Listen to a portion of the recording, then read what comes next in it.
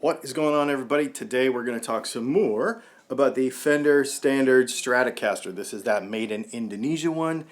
And we're going to look at the real difference that I think people are overlooking when they compare this to the classic Vibe. One of the main feature differences in this guitar is the type of tremolo that it has. It has a two-post tremolo.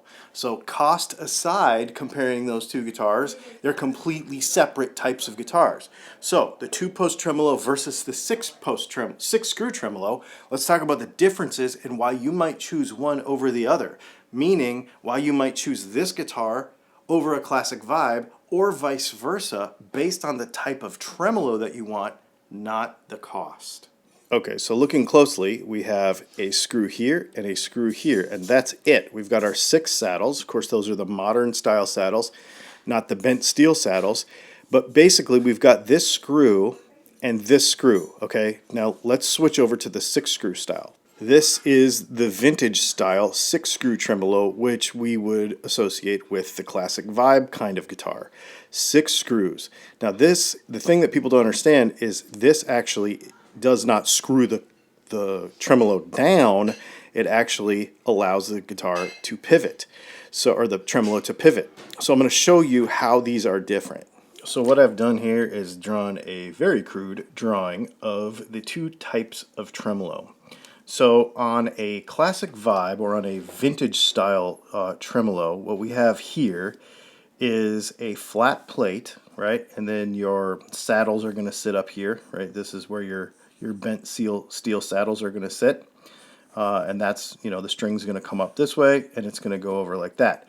This is where your more modern square saddles are going to sit, right? But what we're really concerned with here, despite, obviously the saddles are different, but what we're really concerned with for our conversation today is the action of the tremolo.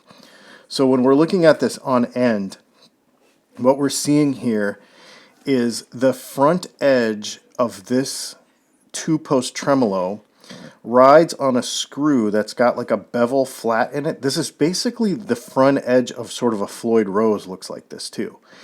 So what you'll have is like this edge, and the intention of this is, now that we draw the body in here, so this is the body of the guitar.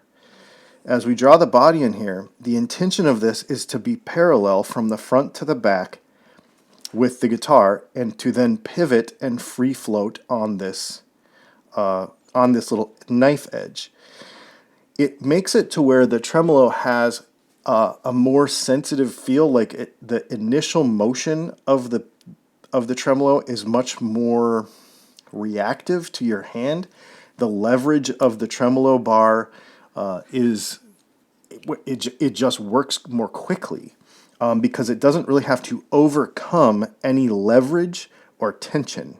Okay, on a 6-screw style, it's actually was in the beginning intended to sit against the body like this. This does have, there's like a little bevel. I blacked this out right here because there's like a little bevel on the bottom. So this does have like a pivot point, but it actually sits against the screw. And when you see this tremolo from the front, you've got 1, 2, 3, 4, 5, 6 screws holding it down. So you have 6 points of contact right here, right here, right here, right here, right here. And they've got these little kind of ovally shaped bevels out of the backs of the screw holes so that it makes it to where the tremolo will pivot on this point. But because, and I guess this, I should be more accurate here, this front edge sort of angles up too. So there is actually like a kind of like a bevel across the front of here, like that. So there's sort of like a one-sided knife edge from the bottom up, so this doesn't exist either. So this point doesn't exist, and this blackness doesn't exist. So that when the tremolo pivots, it pivots up and back and up and back, but there's a lot more initial, I don't want to say friction, because when these are set up correctly, they work, but there's a lot more, it takes more force And if you like move it a little bit, it doesn't do as much as if you move these ones, the two-post ones, a little bit. These ones are just more kind of sensitive to your motion of your hand. Where this one is, you have to kind of overcome this beginning of friction point. The alternative way to set one of these up is, I'm not going to draw the whole thing again, but is to do the same thing. Set it up off of the guitar and then have your screw, and if you notice the top of the screw isn't threaded, so that this, as it pivots, can slide on the edge of the screw right here. But that pivot has to as it pivots, has to slide on the smooth part of the screw. Whereas on this one, it doesn't. It just pivots on this knife edge, so there's no friction associated. So what you can do is you can raise this up, and your threads are down here in the guitar, and you can raise this up now and allow it to pivot like that. But you're still going to have this friction point right here across all 6 screws. Okay? On a 2-post tremolo, you only have this knife edge on 2 posts. So again, it just matters what you, if you like the vintage style and look of everything, and you don't want to use your tremolo, you can just buy the vintage style and use it. Now, a couple of things I would caution you.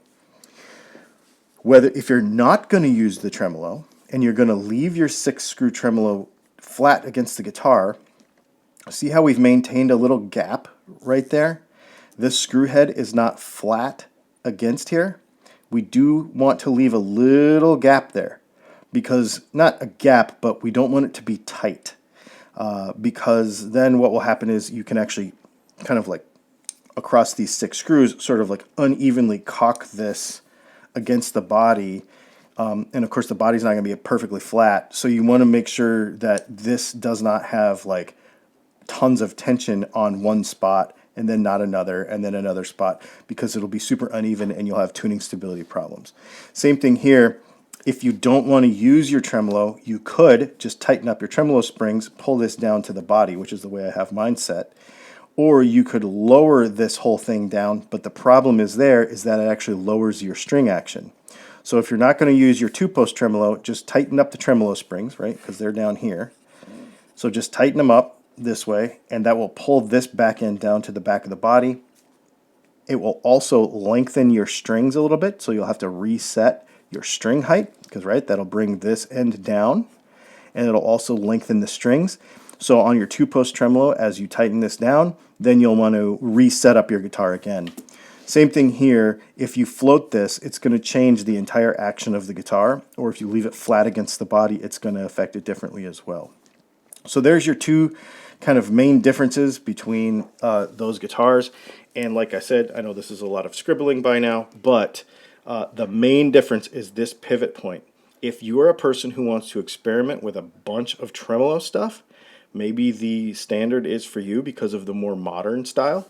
If you like the vintagey stuff, then go for the classic vibe. Conceptually, both the tremolos work exactly the same, but this one is just going to be a little bit more, the reason it's more modern, more updated, is because it was an improvement for friction purposes. So, no, it works really well, and this is a really good one, actually. This works very, very well. If you have any questions about this, do me a favor and get in the comments, and we will talk about it. And if you want to see more setup stuff with tremolo stuff, because we could float this one, we could float that one, we could mess around, whatever you want to know, put it in the comments, and maybe we will address that in a future video. Thanks for hanging out. Do me a favor and go to DylanTalksTone. If you like guitar stuff, subscribe to the channel. We actually have P90s on sale this week for 10% off, so if that's something you're into, go check it out. Thanks for hanging out. We'll see you in the next video.